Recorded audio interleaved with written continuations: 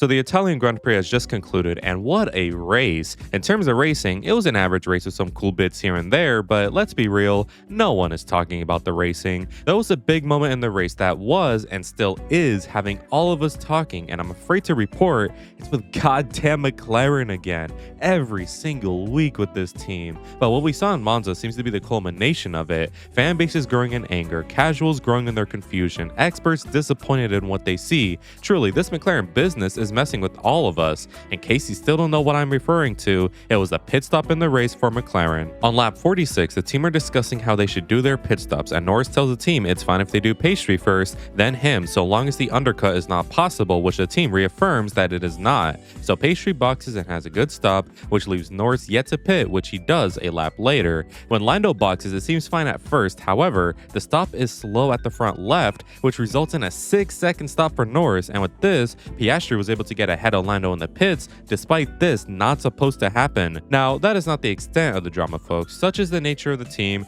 there was more. Norris had been ahead of Oscar for the entire race, so the team wanted to keep that order, told Pastry to cede the position to Lando to restore order, to which Piastri reluctantly complies. Hell has been unleashed on Earth. This entire moment has led to the F1 fandom in chaos. You have Norris fans saying that it was the right thing to do and hating on the team for their incompetency. You have Piastri fans hating on the team for their incompetency for a ludicrous decision. You have general McLaren fans embarrassed at the team for their incompetency. You have dedicated Ferrari accounts clowning McLaren's incompetency like Ferrari don't have many worse moments. Basically, the whole house is mad. But one thing has stood against everything: the favoritism allegations. McLaren have had favoritism allegations all season long from both fandoms. Last week, McLaren supposedly favored Piastri this season, and this week it's the opposite, and this really seems to be the source of most of the frustration within the team. So my nosy ass is going to try and see if this issue really is an issue and make a final opinion on this. So go join the Discord to share your opinions, and subscribe if you're new if you live for the drama. So enough yapping, and let's get to quacking. A good weather for a race, but especially for a talk.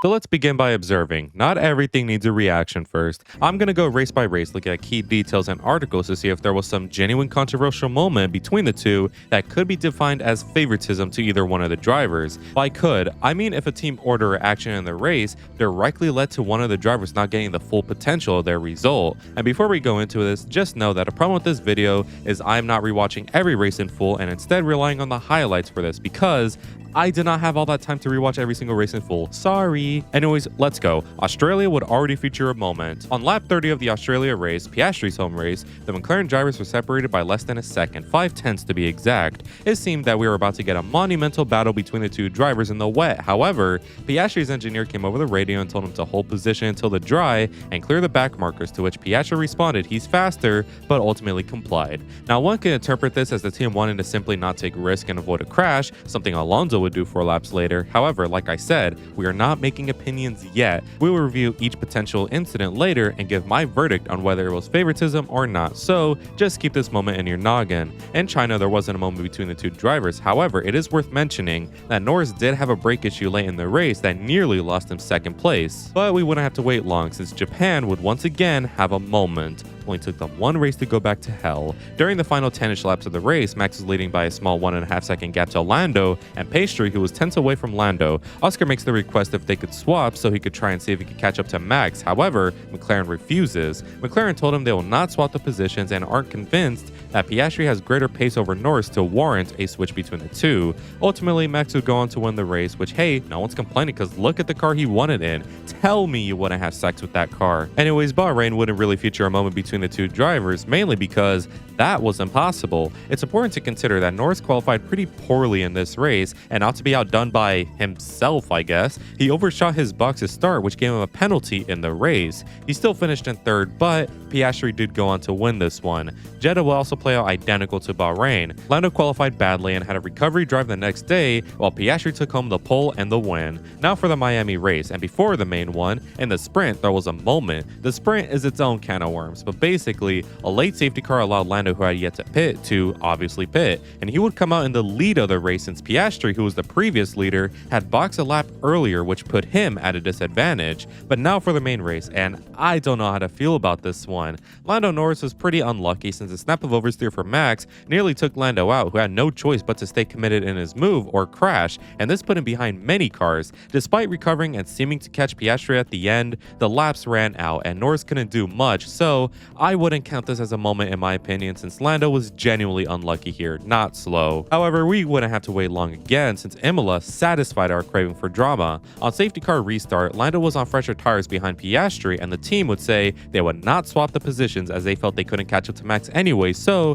they decided to let them race. Lando was able to get ahead of Piastri and the order remained the same until the end. Monaco would be another nothing weekend since this time Norris was the one ahead and Oscar was the one drowning, but he's still in MCO 39, so by drowning he still finished in P3, so boo-hoo. Spain would feature the drivers kind of close to each other, but also not really, since from what I could see there was no major drama or team orders to hint at favoritism, so nothing is really here. Canada though, on lap something, Lando Norris was closing out on Piastri, who was struggling to get ahead of Antonelli for third. Norris asked if they could switch the positions, which McLaren denied, saying they are to race instead. So Lando sends a dab on Piastri, which leads to a nice side-by-side moment, but ends with Lando rear-ending Piastri like a blind man on the road and him DNFing. Remember? We will hold our thoughts. Australia will once again feature the same, as in team orders will be denied and drivers will be told they are to race per position, which led to a nice battle between them in the beginning and the end of the race. However, after a close call, Piastri would get a gentle reminder on how to race, which then ended the battle at the beginning. Silverstone would have another big moment, thankfully. After Hadjar got jump scared by Antonelli, a safety car would come out, and when it ended, Oscar braked really hard to slow the pack down, and it would be deemed too hard since he would be penalized for a dangerous action,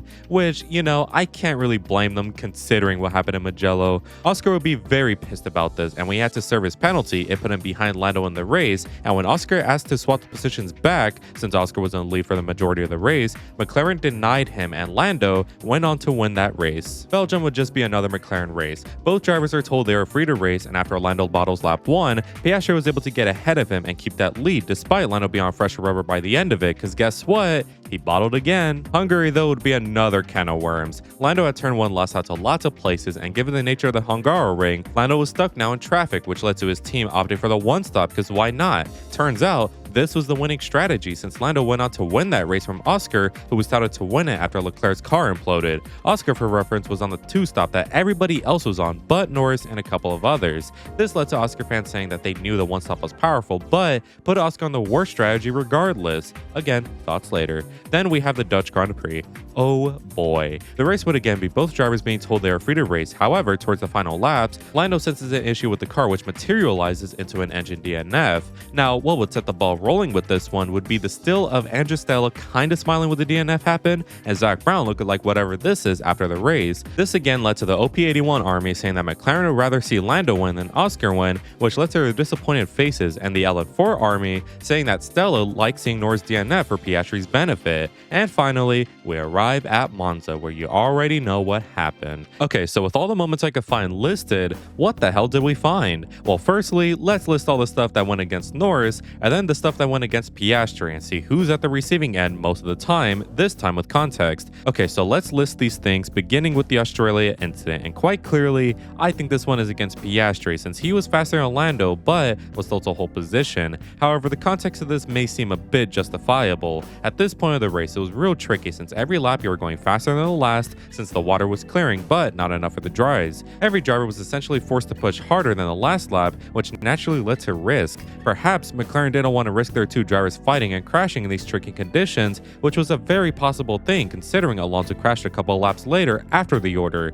Despite this being the first race of the season, I would say McLaren were justified in their order and no favoritism was found. In China, there were no orders, but like I said, Norris did have his car issue in the race, but I think you have to be a different kind of special if you think that was a purposeful thing for McLaren. In Japan though, there was the order previously mentioned where this time Oscar wanted to get ahead of Lando, but the team refused. Their reasoning was that that their pace was not that far apart, which led to the team believing it wasn't worth it. Now I call this one bullshit. I say this because while they could have been right, at least test it out. Swap the cars, and if Piastri can't catch up to Max, swap them back around to respect the order. It was the final 10ish laps of the race, and they were clear of 4th, so why not try even if the tires head to the shredder or if Lando truly wasn't that slower? So this is the first moment where maybe favoritism is at play, but like I said, we will ultimately decide the final answer later, so don't be convinced on favoritism just yet. Bahrain, Jeddah, and Miami wouldn't feature moments as we said earlier since Piastri was dominating while Lando, yeah, however in Imola, there was another moment since on safety car restart, Lando said since he's on fresher tires if they could swap positions, to which the team denied and told him he is to race Piastri for position.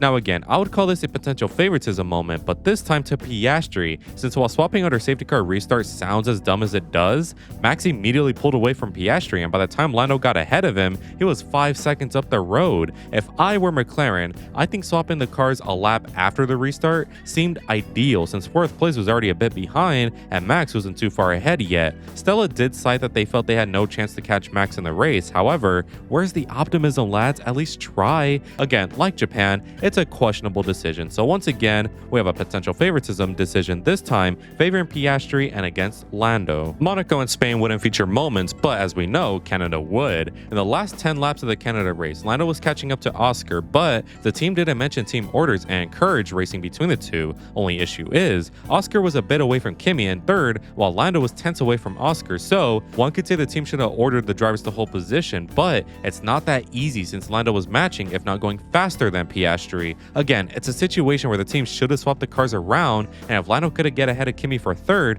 swap them back again to respect the order. That way, maybe Lando wouldn't have crashed into Piastri. I wouldn't call this one favoritism since it's not like anyone was really compromised here, it was just the team again playing things very strange. Austria would also largely be the same since the drivers were fighting for position and no team orders would be at play, so let's move on. Silverstone I feel is also pretty slam dunk since Piastri did a mistake all on his own, which wasn't really unfair, so why should Lando suffer for it? So again, no favoritism here. The same yet again applies to Spa since Lando made his own mistakes, which lost him the lead of the race and ruined his chances for retaking it, so yada yada yada. Hungary, the big one, you know the story. Bad start for Lando led to him going on the one stop since they have nothing to lose, which ended up being the winning strategy. Piastri fans argue that if McLaren saw it was going to be the ideal strategy, why wasn't he put onto it? But that's where context is needed, folks. Piastri already made his stop before Lando did his, so at that point, the one stop was unclear. For all intents and purposes, Piastri was on the ideal strategy before Lando found the one stop to be good, so